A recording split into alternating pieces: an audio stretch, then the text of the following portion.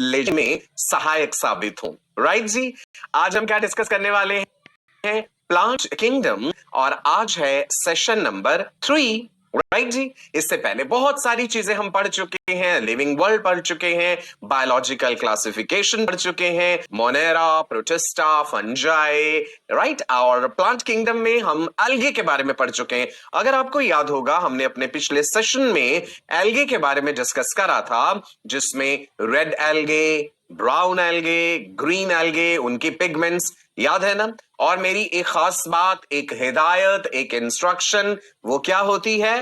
Copy and pen, colours, multiple colour साथ रख लीजिए, वो और ज्यादा अच्छी बात होती है। ह्यूमन ब्रेन कलर्स को बड़े बेहतरीन तरीके से पिक करता है। राइट, चलो जी, एक पॉजिटिविटी के साथ, एक जील के साथ, नई उमंग, नई इच्छाएं, ढेर सारी एनर्जी, शुरू करते हैं जी हम अपना session, that is plant kingdom session number 3।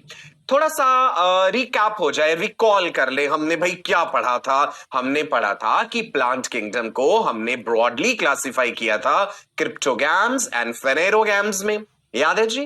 Cryptogams में हमने फर्दर क्लासिफाई किया, फेनेरोगैम्स को भी फर्दर क्लासिफाई किया था।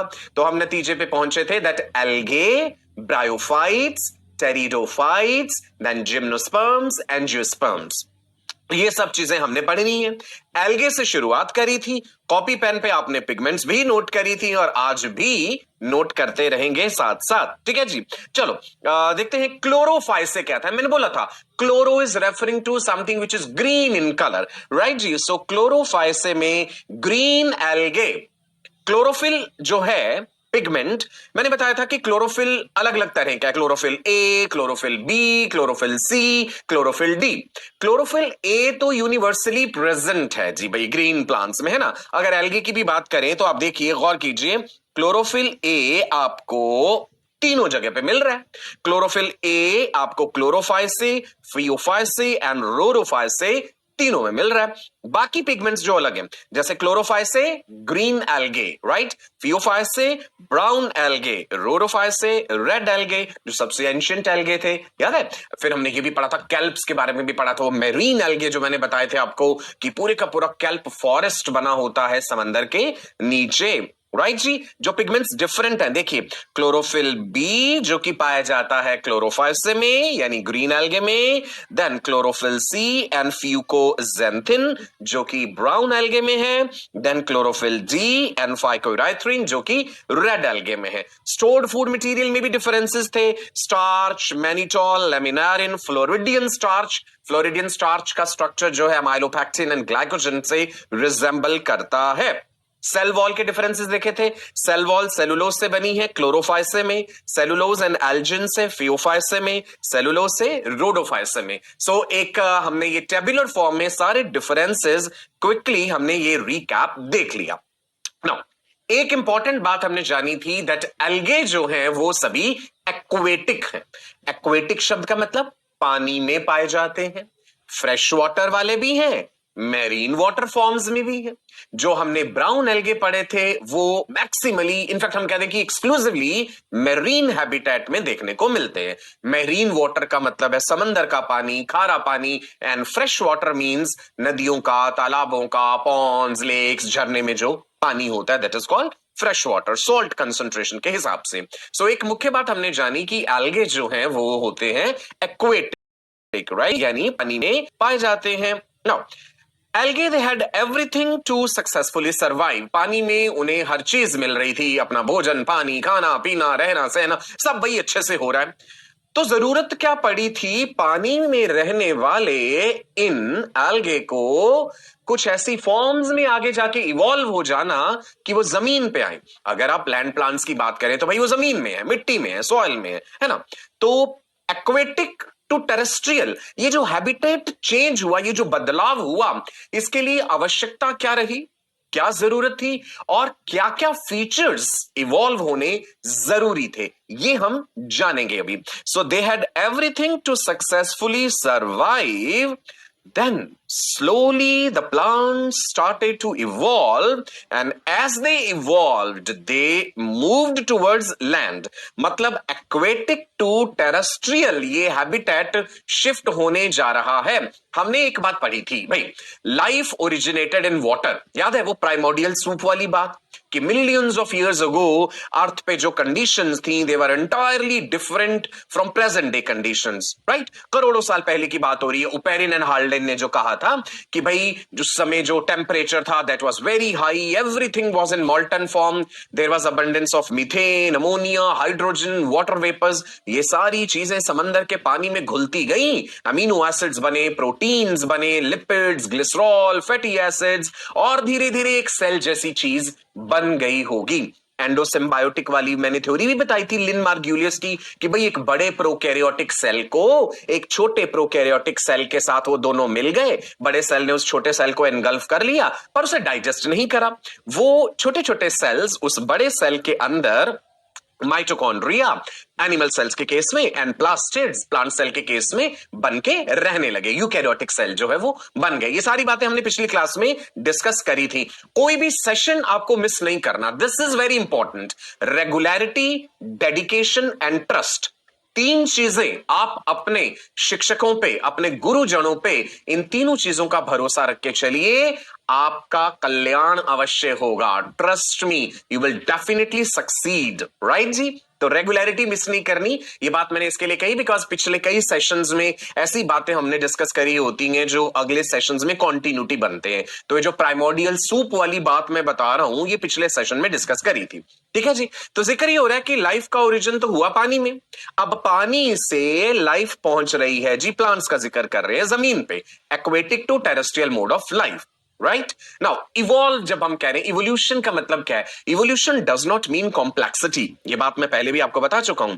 इवोल्यूशन का मकसद कॉम्प्लेक्सिटी नहीं है। अगर कॉम्प्लेक्सिटी इवोल्यूशन का मकसद होता तो जितने भी सिंपल फॉर्म्स ऑफ लाइफ हैं, वायरसेस, बैक्टीरिया, प्रोटोजोन्स, ये सब तो खत्म हो गए होते, ये सब तो मर गए होते, ये सब तो इतने सिंपल है। तो कॉम्प्लेक्सिटी मकसद नहीं है, agreed. Complexity happens in the course of evolution, but that is not the aim. The aim of evolution is fitness of an individual with the surrounding conditions. किस चीज के लिए फिट होना है? फीडिंग एंड ब्रीडिंग, दो ही मुख्य काम होते हैं लिविंग ऑर्गेनिजम्स के। उन्हें सक्सेसफुल फीड करना है और ब्रीड करना है, रिप्रोड्यूस करना है, अगली जनरेशन पैदा करनी है और स्वयं खत्म हो जाना है। यही प्रकृति का नियम है, नेचर का नियम है, ठीक है जी। So aquatic to terrestrial mode of life में अब हम इवोल्यूशन देखने जा रहे हैं प्लांट्स का। किन बातों की जरूरत पड़ी और सबसे पहले कि ऐसा करना ही क्यों? भाई पानी में रह रहे हैं, मजे कर रहे हैं, खाना पीना सब मिल रहा है, क्या जरूरत है जमीन पे जाके लाइफ एक्सप्लोर करने की? Let's understand this thing. You are getting it? I hope you are enjoying today's session. General सा डिस्कशन हो रहा है और साइंटिफिक बातें भी हैं, मजा आ रहा होगा। जहां भी टेक्निकल टर्म आएगी, ट्रस्ट मी, साथ साथ लिख लीजिएगा। Why did plants move to land as they evolved? क्या आवश्यकता पड़ी, क्या जरूरत पड़ी प्लांट्स को कि अब जमीन की तरफ बढ़ के देखा जाए? अच्छा, आप एक चीज देखिएगा, एनिमल किंगडम में भी ऐसा है।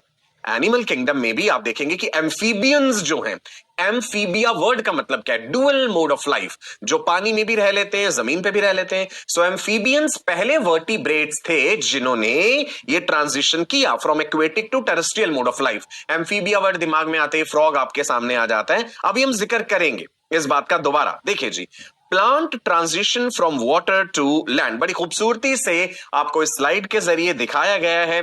पानी में जो प्लांट्स हैं, you can see the floating plants, water lilies and even the rooted plants, and then on the other side you can see those big trees जिनका एक मजबूत तना है, ट्रंक है, गहरी जड़ें हैं जमीन पे, राइट, एक विशाल काय शरीर है जिनका। सो हम यही समझने जा रहे हैं कि अगर ऐसा बनना है तो क्या क्या फीचर्स होने चाहिए, राइट। अगर एक प्लांट बहुत लंबा है, ऊंचाई तक है, तो जमीन से जो उसके लिए न्यूट्रिएंट्स और उसके अलावा जो पानी पहुंचाना है ऊपर तक, उसके लिए कोई स्पेशल टिश्यूज भी होने चाहिए, राइट जी। Now factors that prompted the evolution, क्या फैक्टर्स रहे? insufficient sunlight under water, भाई स्वाभाविक सी बात है, अगर कोई प्लांट एक्वेटिक है, राइट एल्गे की बात हम यहां पे कर रहे हैं। पानी के नीचे है, चाहे समंदर का पानी है, मेरीन वाटर है या फ्रेश वाटर है, जितना वो समंदर में या पानी में गहराई में होगा, सूर्य की रोशनी उतना डीपली नीचे तक नहीं पहुंच पाएगी, सनलाइट नहीं पहुंच पाएगी। सो इनसफिशिएंट सनलाइट है, तो भाई क्यों ना ऐसा किया जाए, जहां सफिशिएंट सनलाइट मिल रही है वहां पहुंचा जाए, जमीन पे आया जाए। लेकिन उसके नुकसान भी हो जाएंगे, वो भी हम देखेंगे। जमीन पे रहना इतना आसान नहीं है, ना प्लांट्स के लिए ना ही एनिमल्स के लिए। तो पहली बात हमने देखी that insufficient sunlight under water. Second, nutrient depletion due to algal growth. Algae की जो ग्रोथ एक्सटेंसिवली होती जा रही थी, पानी में होती जा रही थी, न्यूट्रिएंट्स भी तो डिप्लीट हो रहे थे ना उससे, वो न्यूट्रिएंट्स भी तो इस्तेमाल कर जाएंगे। सो फिर कोई नई जगह ढूंढनी पड़ेगी जहां पे मिनरल्स, न्यूट्रिएंट्स मिल सके। ठीक है जी।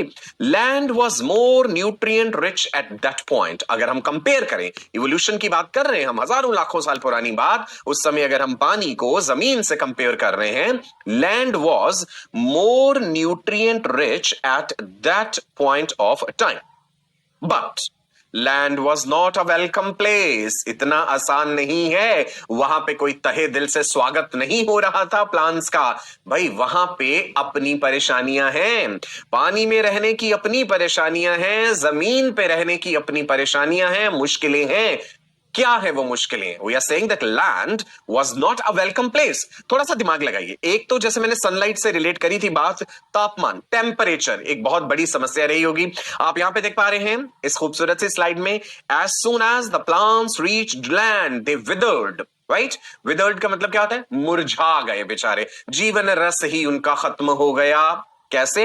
क्योंकि गर्मी भी तो है ना जमीन पे, भाई इतना आसान नहीं है। लैंड पे रहेंगे, टेम्परेचर फ्लक्चुएशंस कितनी ज्यादा होंगी, सूर्य की गर्मी इतनी ज्यादा है, पानी इवेपोरेट कर जाएगा, पौधा मुरझा जाएगा। Right, so land was not a welcome place. As soon as the plants reached land they withered, मतलब मुरझा गए। Why was land unwelcoming? क्यों? क्या प्रॉब्लम थी? देखते हैं। Conditions on land were such that it resulted in desiccation. Desiccation का मतलब होता है मेरे राजा बेटा, डेसिकेशन मींस सूख जाना किसी चीज का, पानी निकल जाना, डेसिकेट हो गए वो। एक्सट्रीम टेम्परेचर फ्लक्चुएशन, तापमान एक बहुत बड़ी समस्या रही। राइट जी। Second, intense solar radiations and heat from volcanoes. अगर हम हजारों लाखों साल पहले की बात कर रहे हैं, उस समय there was extensive heat due to volcanic eruptions. Right, ozone भी जो है वो पूरी तरह से नहीं था। हार्मफुल रेडिएशंस जो थी, सोलर रेडिएशंस, तरह तरह की रेडिएशंस, वो भी जमीन तक पहुंच पा रही थी। सो वो भी नुकसानदायक साबित होंगी प्लांट्स के लिए। That was the reason that land was not a welcome place. तो फिर प्लांट्स ने सोचा भाई थोड़ी स्मार्टनेस तो दिखानी पड़ेगी। अब आती है इवोल्यूशन की बात। राइट, कि क्या फीचर्स डेवलप कर लिए जाएं कि जमीन पे जीवन आरामदायक, सुखदायक हो जाए। वो फीचर्स क्या डेवलप हुए? राइट, देखते हैं। Then plants got smarter and started to adapt. Right, adaptation. Now adaptation does not mean कि किसी ने किसी चीज को देख करके फटाफट अपने आप को अडेप्ट कर लिया। It doesn't happen within minutes. आप पढ़ेंगे, जब आप जेनेटिक्स पढ़ेंगे, कि जो अल्टीमेट सोर्स होता है वेरिएशंस का, दैट इज म्यूटेशन। म्यूटेशन मतलब a kind of random change in the DNA. Right, एक सेल जब रिप्रोड्यूस कर रहा है, डीएनए जो है जब वो रेप्लिकेट हो रहा है या कॉपी हो रहा है, तो गड़बड़ होने के चांसेस होते हैं वहां पे, म्यूटेशन। उसी म्यूटेशन से वैरायटी आ जाती है। वेरिएशंस जब हैं तो एक दूसरे से अलग है, विभिन्नता है। एनवायरमेंट जब बदलेगा तो वेरिएशंस के अनुसार जो बेहतर होंगे उनके फीड और ब्रीड करने के चांसेस बेहतर होंगे। Environment never remains constant, it keeps on changing. Right जी। सो नेचुरल सिलेक्शन जो है, the force of nature which operates in a population and selects those individuals. Unit of natural selection is individual. So natural selection is the force of nature which operates in a population and selects those individuals which are better adjusted, which are better adapted. Right जी, जिनमें वो बेहतर character मौजूद है, क्योंकि they are products of sexual reproduction. Sexual reproduction है तो variety आएगी। तो जो बेहतर है वो ऑलरेडी बेहतर है, बदले हुए एनवायरमेंट ने उसे बेहतर बना नहीं दिया। बदले हुए एनवायरमेंट ने उस बेहतर को, उस बेटर को चांस दिया है कि भाई अब तुम शो करो that you are better. Now you are getting adaptation का मतलब क्या है। चलिए, earlier adaptations to support survival on land, जमीन पे रहने के लिए जो बेहतरीन अडेप्टेशंस, जो फीचर्स होने चाहिए थे वो क्या थे? Number 1, development of cuticle. Cuticle क्या है? एनिमल किंगडम में भी क्यूटिकल के बारे में पढ़ेंगे आप जब हम आर्थ्रोपोडा पढ़ेंगे। डेवलपमेंट ऑफ क्यूटिकल, प्लांट्स के केस में क्यूटिकल क्या है? वैक्सी कोटिंग, वैक्स मोम जैसी waxy coating present on plant surface which prevents loss of water and desiccation. पत्तों के ऊपर या प्लांट के ऊपर एक वैक्स लाइक एक मोम जैसी कवरिंग आनी शुरू हुई जिससे कि वाटर लॉस मिनिमाइज हो, कम हो, डेसिकेट ना करें प्लांट, सूखे ना। तो क्यूटिकल का बनना एक बहुत इंपॉर्टेंट फीचर रहा। दूसरा, जैकेटेड सेक्स ऑर्गन्स। यहां पे आप देखिए, जैकेटेड सेक्स ऑर्गन का मतलब है कि जो रिप्रोडक्टिव एलिमेंट्स थे, रिप्रोडक्टिव ऑर्गन्स थे, उन्हें स्टेराइल सेल्स जो है वो कवर कर रहे थे, जैकेट जैसे उन्हें कवर करके रखे हुए हैं जो कि उसे एक प्रोटेक्शन दे रहे हैं। अभी उन स्टेराइल सेल्स का जिक्र आगे हम करेंगे। तो ये दो महत्वपूर्ण बातें रही, ये इंपॉर्टेंट बातें रही जो कि एडेप्टेशंस के रूप में आई प्लांट्स की इवोल्यूशन में। कौन कौन सी? डेवलपमेंट ऑफ क्यूटिकल, एक वैक्स जैसी covering. Number 2, jacketed sex organs. जल्दी से रनिंग नोट्स में, कॉपी पेन में लिख लीजिए ये बात, ये इंपॉर्टेंट है, क्वेश्चन फ्रेम हो सकता है इस पे।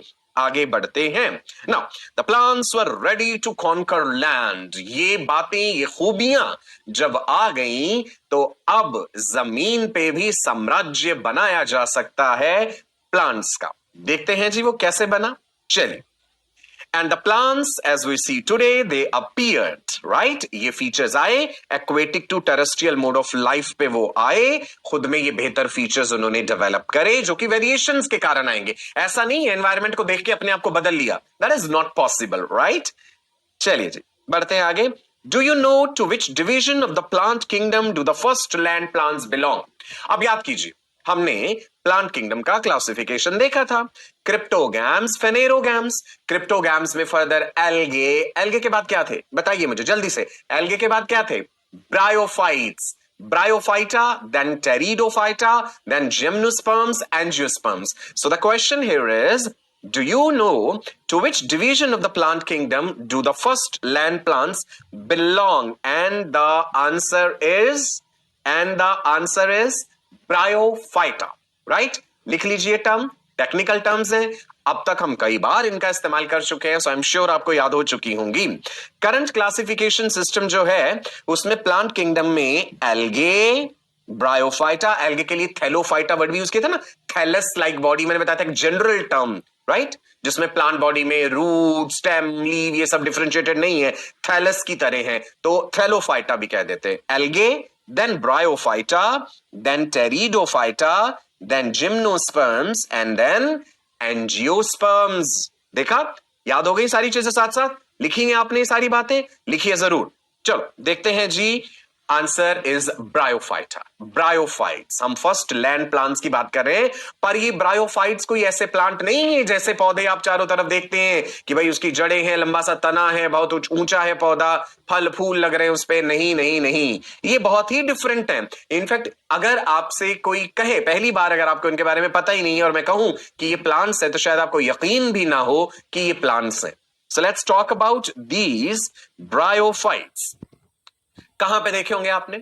चलिए, ये जो स्लाइड आप मेरे पीछे देख पा रहे हैं स्क्रीन पे, जहां पे जमीन पे ये बड़ी बड़ी पत्थर की टाइल्स की जैसी चीज लगी हुई है, उसके बीच बीच में आप देख पा रहे हैं जो हल्की हल्की लकीरें हैं, वहां पे ग्रीन ग्रीन कलर का कुछ ग्रो कर रखा है। अक्सर आपने देखा होगा ये, राइट? सो क्या है ये? बात करते हैं जी, एक क्लोजर लुक देखते हैं इस चीज का। वहां पे तो आपको थोड़ा दूर से दिखाया गया था, यहां पे एक क्लोजर लुक दिखाया गया है। और से देखिए, आप कहेंगे सर ये घास जैसा कुछ लग रहा है, ये ग्रास जैसी चीज लग रही है, क्या ये ग्रास है या ये मॉस है? सोचिए, मॉस आपने देखा होगा, MOSS। चलो डिटेल में डिस्कस करते हैं इस मॉस के बारे में, जहां पे हम पढ़ेंगे कि स्पोरोफाइट क्या है, गैमिटोफाइट क्या है, रिप्रोडक्शन कैसे हो रहा है इनका।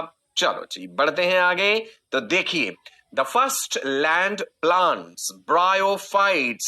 Now, एक आंसर हमें मिल गया भाई, एल्गे, पानी में रहने वाले एक्वेटिक एल्गे से बने land plants, aquatic to terrestrial mode of life. पहले लैंड प्लांट्स जो हैं वो बिलोंग करते हैं ब्रायोफाइटा को। ब्रायोफाइट्स टर्म का मतलब समझते हैं। अब ये ब्रायोफाइट शब्द का मतलब क्या है? The term is derived from two Greek words and the words are bryon. Bryon is referring to moss and second term is phyton. The phyton is referring to plant. तो ब्रायोफाइटा मतलब moss plant. Clear हो गया जी? चलो देखें आगे. Habitat ये कहां पे पाए जाते हैं? अब आप देखिए जरा इन्हें. ये आपको दिख रहा है कि एक रॉक है जो कि कवर्ड है पूरी तरह से, एक ग्रीन कलर की चद्दर जैसी चीज पूरी बिछी हुई है इस पे. देखा होगा आपने अक्सर, कभी आप पहाड़ी एरिया में घूमने गए हो या कई पुराने घर हो जो मॉइस्ट शेडेड एरियाज में हो. मॉइस्ट थोड़ी नमी होनी चाहिए, सिलन जैसी चीज, शेड होना चाहिए, बहुत ज्यादा तेज रोशनी नहीं होनी चाहिए. बहुत ज्यादा तेज रोशनी होगी तो फिर ये डेसिकेट कर जाएंगे ना, गर्मी अगर होगी सूर्य की रोशनी के साथ. सो मॉइस्ट और शेडेड एरियाज में ये आपको देखने को मिलते हैं और ऐसा लगता है जमीन पे पूरी एक हरियाली की चद्दर जैसी चीज बिछ गई है. ब्रायोफाइट्स आर टाइनी, बड़े छोटे छोटे होते हैं. ऐसा नहीं कि इतने बड़े बड़े पौधे हैं ये, नहीं नहीं नहीं, they are very small. Do you know why it is favourable for them to be tiny? क्या आप सोच सकते हैं टाइनी क्यों है, छोटे क्यों हैं?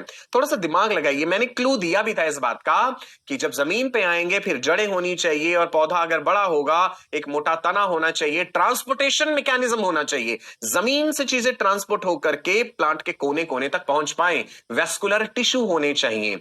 लेकिन अफसोस इनमें वेस्कुलर टिश्यूज नहीं है. जाइलम फ्लोएम जो आपने जूनियर क्लासेस में भी पढ़े हैं, अगर वो नहीं है तो ये बहुत ऊंचे, बहुत लंबे और बड़े नहीं हो सकते. इन्हें छोटे ही रहना होगा. Is it clear? So the question was that bryophytes are tiny and why they are tiny, मतलब छोटे क्यों हैं, उसका मैंने आपको जवाब दिया. दैट दे लैक, उनमें नहीं है जाइलम एंड फ्लोएम जो कि पानी और न्यूट्रिएंट मटेरियल जो है उन्हें, फूड को जो है ट्रांसपोर्ट कर रहा है. सो ये कैसे हैं? Non vascular plants. Vascular word जो है वो रेफर करता है ट्रांसपोर्टेशन को. जैसे अगर मैं ह्यूमन बॉडी में कहूं हमारा वेस्कुलर सिस्टम क्या है, कार्डियोवेस्कुलर सिस्टम क्या है, हमारा हार्ट और जितनी जुड़ी हुई ब्लड वेसल्स हैं, that is the cardiovascular system.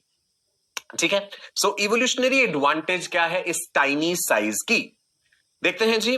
Growth अगर होनी है किसी चीज की, growth requires the transport of nutrients, right, from the site where they are available to the site where they are required.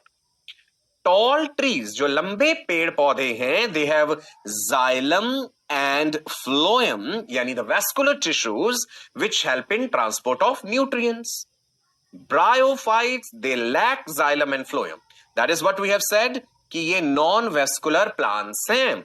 Hence, no means of long distance transportation. They do not have a mechanism कि वो जमीन से चीजों को transport करके पौधे के कोने कोने तक पहुंचा पाए. राइट? इसलिए साइज में छोटे रहना ही उनके लिए लाभदायक है. यही लिखा है ना? It's good to be tiny. Right? Clear हुई ये बात? हमने देख लिया aquatic to terrestrial mode. Waxy covering चाहिए थी, जैकेटेड सेक्स ऑर्गन्स चाहिए थे, राइट, जिसके कारण की शरीर डेसिकेट ना करे. अब उसके बाद हमने देखा कि साइज में छोटे होना पड़ेगा, नमी वाली जगह पे रहना पड़ेगा. चलो एक क्वेश्चन हो जाए जी. Tell me, do you want me to ask you a question? One question. उससे पहले all the best to all of you. जल्दी से करेंगे जवाब. देखते हैं सबसे पहले सही जवाब कौन देता है. So you are ready for the question? Here it goes. Which of the following are non-vascular land plants? Non-vascular के आगे land word लिखा है, कंफ्यूज मत होना. Non-vascular land plants are the algae? Is it the pine tree? Is it bryophytes? Is it rose plant? Very simple. अभी अभी discuss कर रहे थे हम. The answer to the question is bryophytes. Bryon means moss. Phyton is referring to plants. Okay? Do you think tiny bryophytes have a structure similar to a typical plant? अच्छा, ये तो हमने जान लिया कि भाई ये टाइनी है, साइज में बड़े छोटे हैं. तो क्या देखने में ये एक नॉर्मल प्लांट जैसे ही लगते हैं? नॉर्मल प्लांट कैसा था याद कीजिए. हमने पिछले सेशंस में जिक्र किया था दैट एक प्लांट के पास रूट्स हैं, शूट सिस्टम है यानी ट्रंक है, उसके साथ लेटरल ब्रांचेस हैं, लीव्स हैं, फ्लावर है, फ्रूट है. क्या इनमें भी सारी चीजें होती हैं? Let's see.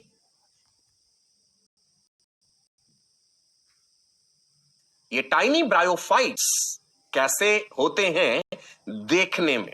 क्या ये टिपिकल प्लांट जैसे हैं? द आंसर इज नहीं. ये टिपिकल प्लांट जैसे नहीं है। प्लांट बॉडी इज अनडिफरेंशिएटेड, वही बात थैलस जो एल्गे के लिए भी यूज करी थी ना, थैलोफाइटा। प्लांट बॉडी में कोई जड़े, कोई तना, कोई पत्ते, कुछ नहीं है। प्लांट बॉडी इज अनडिफरेंशिएटेड, और उस अनडिफरेंशिएटेड प्लांट बॉडी को हम कह रहे हैं थैलस। थैलस जो है वो दो तरह का हो सकता है भाई।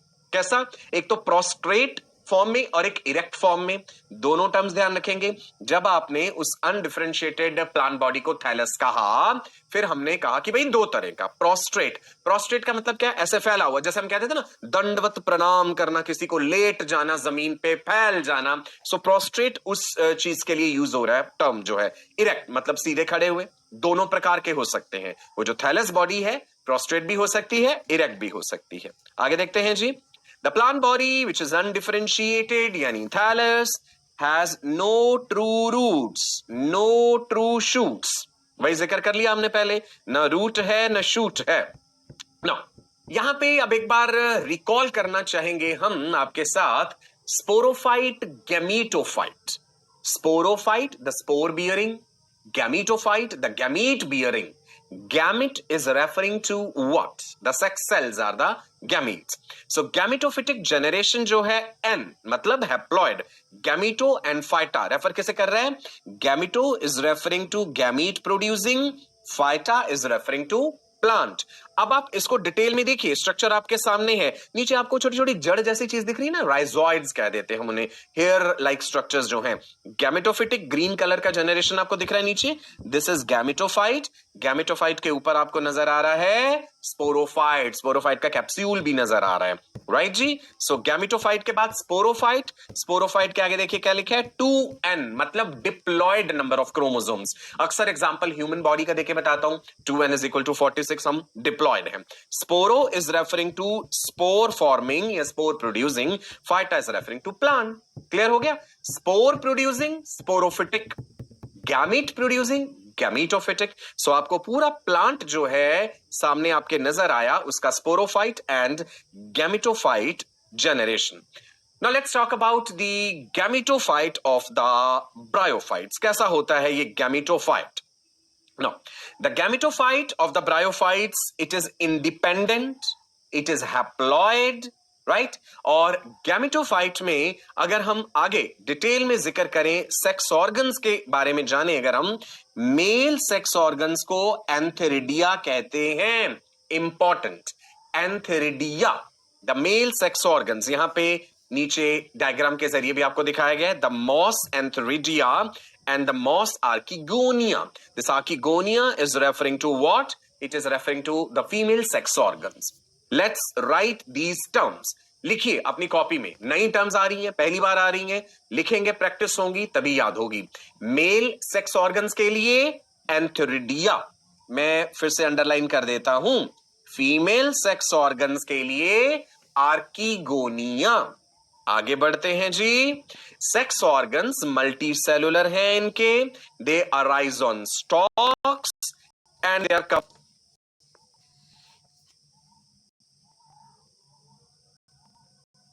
Bye a layer of sterile cells which are called jacket. याद कीजिए, हमने कहा था ना सेक्स ऑर्गन्स जैकेटेड हैं, राइट? जमीन पे रहने के लिए स्टेराइल सेल्स की कवरिंग है उसके ऊपर, वो बड़ी जरूरी है, राइट? दूसरी हमने एडेप्टेशन क्या देखी थी लैंड वाली, याद कीजिए, क्यूटिकल। ठीक है, यहां पे हम कह रहे हैं जो मेल सेक्स ऑर्गन्स हैं एंथेरिडिया हैं, जो फीमेल सेक्स ऑर्गन्स हैं that is archegonia. Sex organs multicellular हैं, राइट? अब आप इसे कंपेयर करके देख लीजिए एल्गे के साथ, तब आपको समझ आएगा कि ये मल्टी सेलुलर क्यों कहा जा रहा है वर्ड। एल्गे में याद करके देखिए कैसे थे, they arise on the stalks. क्या एल्गी में स्टॉक्स में थे? They are covered by a layer of sterile cells which is called the jackets. चलो यहां पे एंथेरिडियम यानी द मेल सेक्स ऑर्गन्स जरा डिटेल में देखते हैं। Male sex organs in bryophyte, male gametophyte आपको दिख रहा है, नीचे आपको वो रूट जैसा स्ट्रक्चर लग रहा है और उसके ऊपर एक इरेक्ट फॉर्म में आपको नजर आ रहा है, यहां पे थैलस जो है इरेक्ट है, राइट जी। छोटे छोटे लीव जैसी चीज नजर आ रही है। क्लोजर लुक अगर हम उसमें देखते हैं एंथेरिडिया में, so this is the structure, right? Structure of antheridia which are the male sex organs. Detail में जाते हैं जिसके जैकेटेड सेक्स ऑर्गन्स, ये जो बाहर आपको स्टेराइल सेल्स की लेयर नजर आ रही है, that is called the jacket.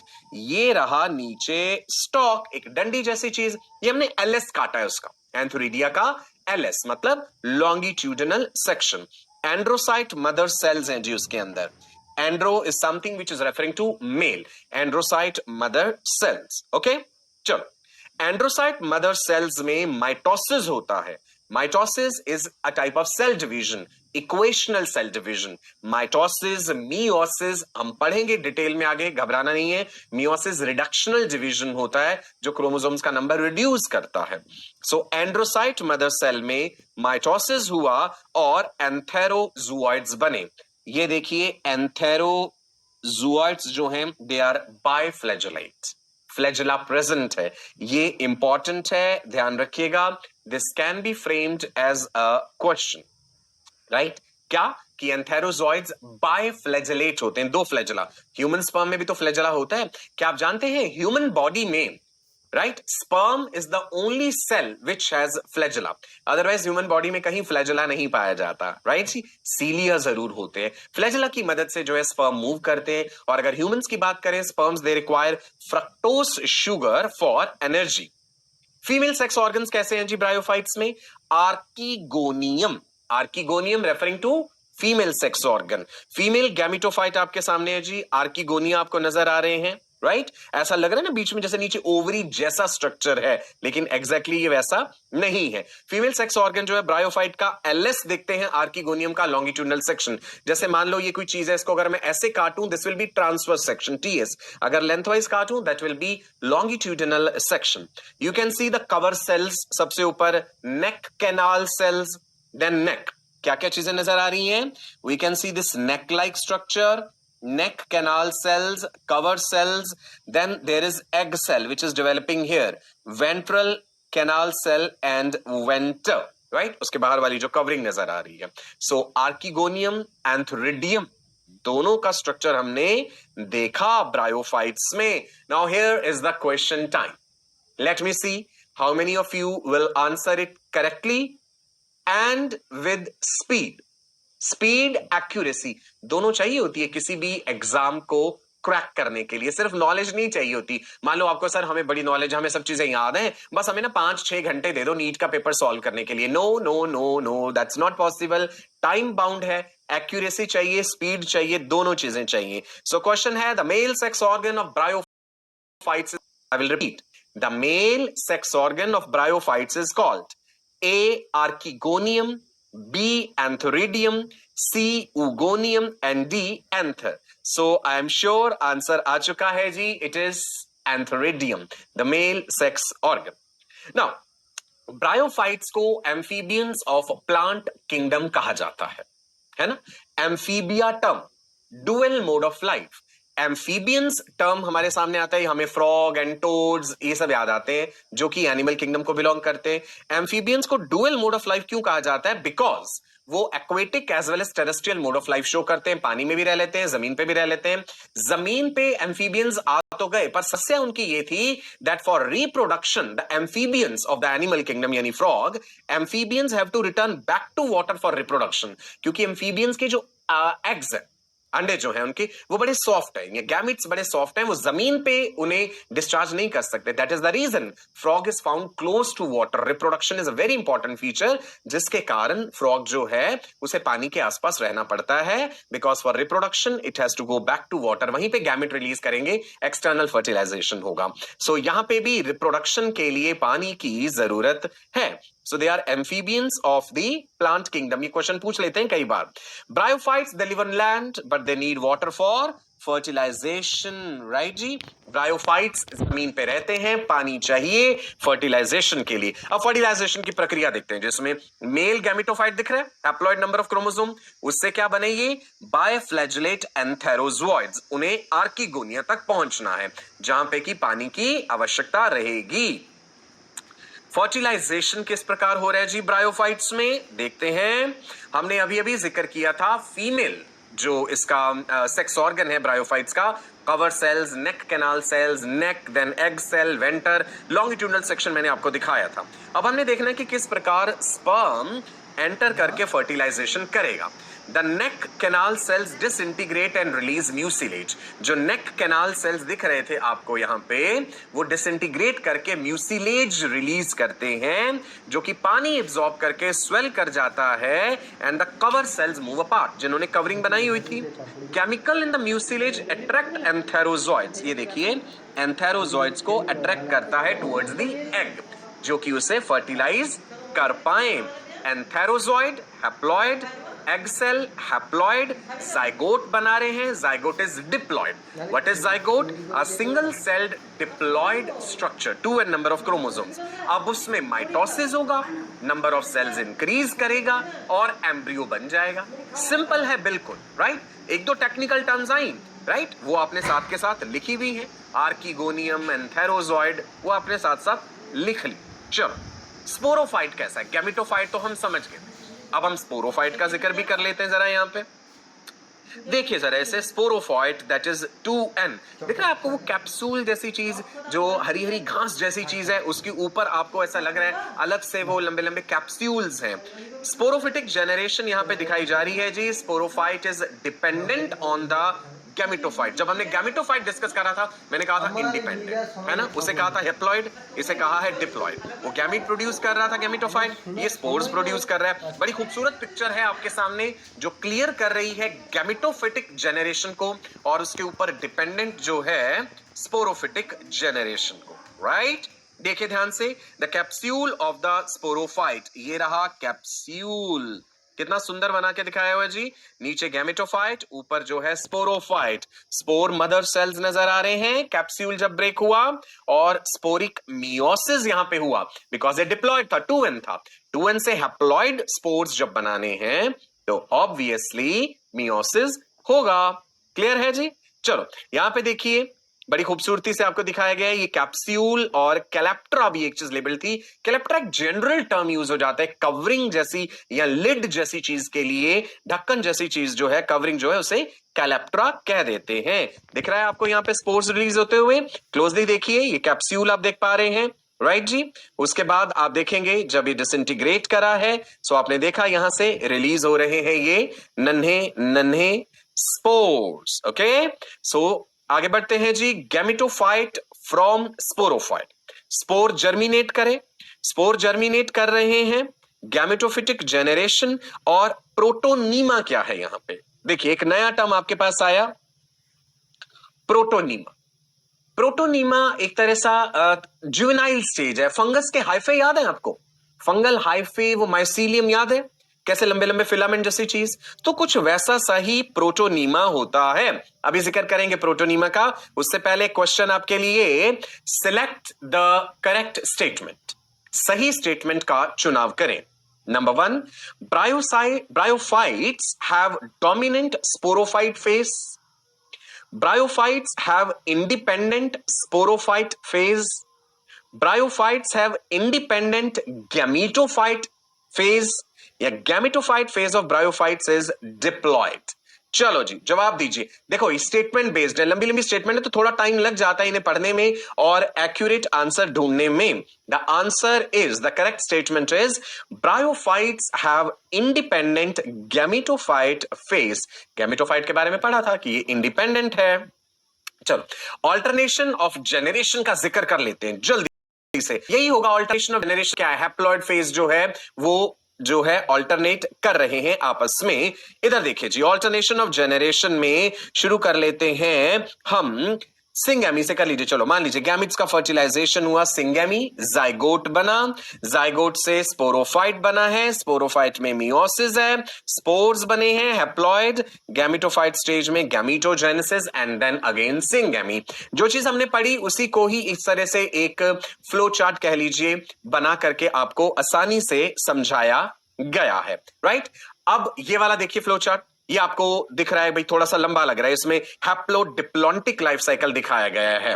ध्यान से देख रहे हैं आपने, इसमें यहां पे गैमेटोफाइट स्टेज दिखाया गया है विच इज हैप्लॉइड। यहां पे स्पोरोफाइट स्टेज, स्पोरोफाइट स्टेज में कैप्सूल, सीटा एंड फुट, वो जो हमने स्ट्रक्चर देखा था। स्पोर मदर सेल्स हैं, मियोसिस हुआ, स्पोर्स बने, प्रोटोनीमा बना।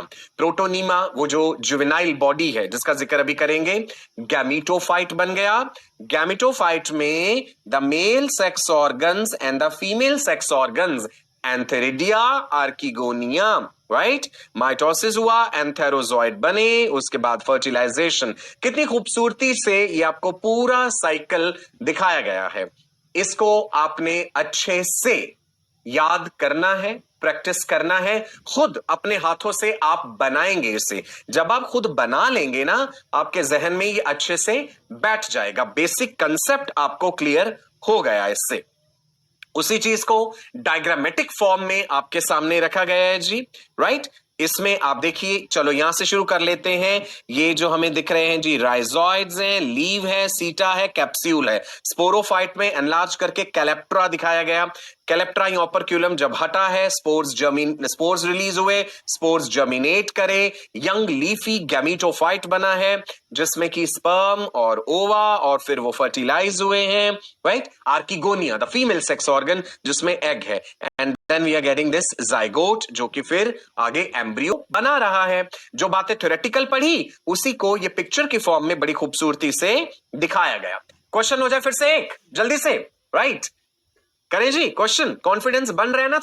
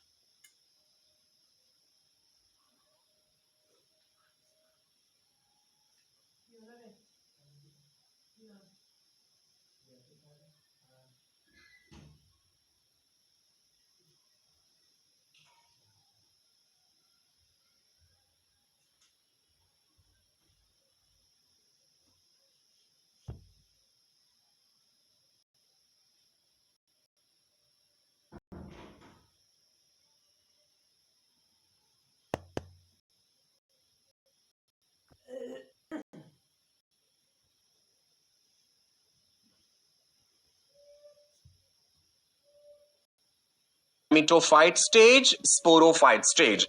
गैमेटोफाइट में मेन एक्सिस है, नीचे वो रूट लाइक स्ट्रक्चर्स हैं, राइजॉइड। गैमेटोफाइट में क्या क्या आ गया, मेन एक्सिस जिसके ऊपर लीव्स हैं, और उस गैमेटोफाइट के ऊपर है स्पोरोफाइट जिसमें सीटा है एंड कैप्सूल है। इसी कैप्सूल से रिलेटेड कैलेप्ट्रा पढ़ा था, स्पोर्स रिलीज हो रहे थे उसमें। तो ये मॉस का स्ट्रक्चर है। स्पोरोफाइट और the main plant body that forms the spores. Clear है। प्रोटोनीमा देख लीजिए, प्रोटोनीमा का जिक्र हो रहा था। Juvenile gametophyte that is what is protonema. Foliose stage, adult stage है उसकी, वो फोलियोस है। Foliose is referring to something which is having leaf like things, तो फोलियोस हमने कह दिया। Spores germinate to form juvenile gametophyte which is called protonema. Spores ने germinate करके जुवेनाइल जो है गैमेटोफाइट बनाया जिसे हमने प्रोटोनीमा कहा। प्रोटोनीमा से बना ये adult foliose stage. So protonema develops into adult foliose stage, and what are rhizoids, those root like structures are called rhizoids. Okay,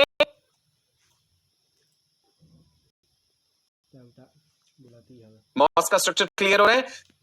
leaves यहाँ पे स्पाइरली अरेंज्ड हैं, वो हमें दिख रहे हैं।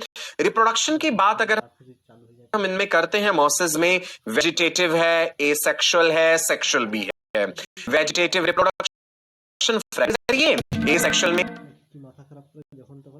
गैमे के जरिए, सेक्सुअल में oogamete। ठीक है जी। Buds they develop on protonema which grow into foliose stage. देखिए यहां पे खूबसूरती से दिखाया गया है ये फोलियोस स्टेज कैसे डेवलप हो रहा है, प्रोटोनीमा से या जुवेनाइल गैमेटोफाइट स्टेज से। The gammae are produced on foliar protonema which dislodge and form new plants. Gammae जो हैं वो प्रोटोनीमा पे बन रहे हैं, फिर उससे अलग हो जाते हैं, डिसलॉज हो जाते हैं और नए प्लांट्स का निर्माण करते हैं. Most of the mosses are monoecious. Most of the mosses are monoecious. Monoecious का मतलब होता है कि मेल फीमेल जो है सेक्स ऑर्गन्स अलग में नहीं है प्लांट्स में, सेम में ही पाए जाते हैं. Male and female sex organs are found on the same plant at the tip of the leafy shoots. कहां पे हैं ये?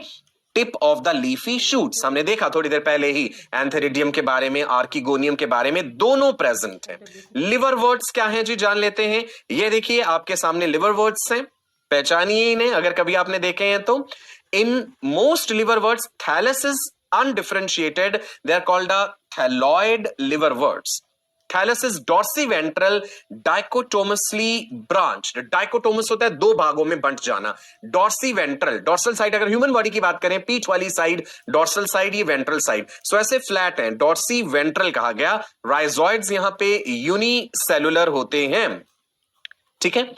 इन फ्यू लिवरवर्ट्स, कुछ लिवरवर्ट्स ऐसे हैं, thallus is differentiated and has stem like leaf like structures. उन्हें foliose liverworts कहा जाता है. ज्यादातर में तो नहीं है, कुछ एक में है. राइजॉइड्स यहां भी यूनिसेलुलर होते हैं. रिप्रोडक्शन फ्रेगमेंटेशन से, गैमे से, ऊगैमी से, तीनों तरीकों से लिवरवर्ट्स में होता है. With the help of gemma cups भी, जो आप यहां पे देख पा रहे हैं, गैमे कप लाइक स्ट्रक्चर्स जो हैं, रिप्रोडक्शन इससे भी होता है. गैमे cups they have green multicellular asexual buds which are called gammae. Gammae cups के अंदर gammae पाए जाते हैं.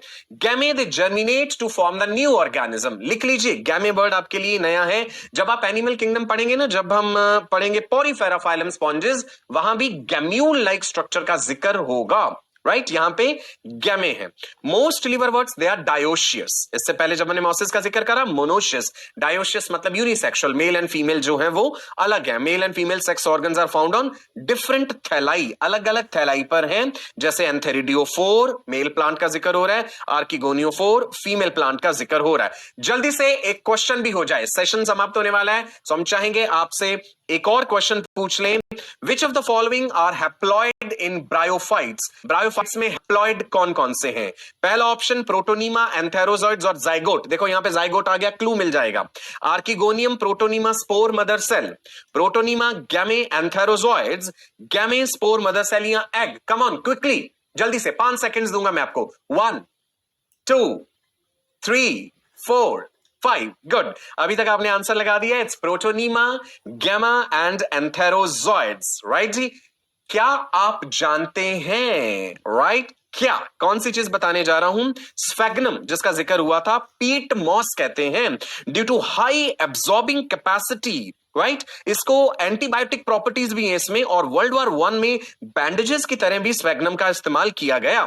Mosses could have caused ice age. Mosses शायद जो है, मॉसेस आइस एज की वजह रही हों. क्यों आइस एज की वजह रही होंगी? बिकॉज रॉक्स के ऊपर भी मॉसेस जो है वो ग्रो कर जाते हैं. रॉक्स को विदर कर देंगे, तोड़ देंगे, रॉक्स टूटेंगे, कॉम्पोजिशन चेंज होगा, एटमॉस्फेरिक कार्बन डाइऑक्साइड उन्होंने एब्जॉर्ब करी, जिसके कारण से आइस एज आई. राइट, तो मॉसेस का आना आइस एज का कारण रहा. रॉक्स के मिनरल्स टूट करके डिसॉल्व हो गए जाके पानी में, और पानी में बहुत सारी मैरीन लाइफ जो है वो डिस्टर्ब हुई इसके कारण. इकोलॉजिकल इंपॉर्टेंस की बात कर लेते हैं जी. Death and decay of moss leads to soil formation. मिट्टी जो बनती है मॉसेस के डेथ एंड डिके के कारण. They prevent soil erosion also by reducing the impact of falling rain. Soil erosion को कम करते हैं. Herbaceous animals के लिए food की तरह हैं. Packaging material, peat moss जो होता है वो यूज किया जाता है पैकेजिंग मटेरियल की फॉर्म में. आपने देखा होगा गार्डनिंग में भी यूज होता है. स्फेग्नम जिसे हम कह रहे हैं, it is obtained from sphagnum, this peat moss. Peat is formed in soil due to partial decomposition of the vegetative matter. It is used as fuel and also in gardening. It has high water holding capacity, तो packing material की तरह भी इसे use करते हैं. स्फेग्नम, पीट moss important है. Right, आज के इस सेशन के लिए इतना ही. I hope you have enjoyed this session. नई बातें पता चली, दिमाग को ओपन रखिए, खुले विचार रखिए, नई चीजें एब्जॉर्ब करिए, अच्छी ऑब्जर्वेशन रखिए, अपना मकसद अपने आप को याद दिलाते रहिए कि वर्ल्ड फेमस डॉक्टर बनना है और बन के रहना है। मैं आपका अपना डॉक्टर सचिन कपूर आपको ढेरों गुड विशेष देता हूं जी। नमस्कार, bye bye, God bless you all, wish you all the best.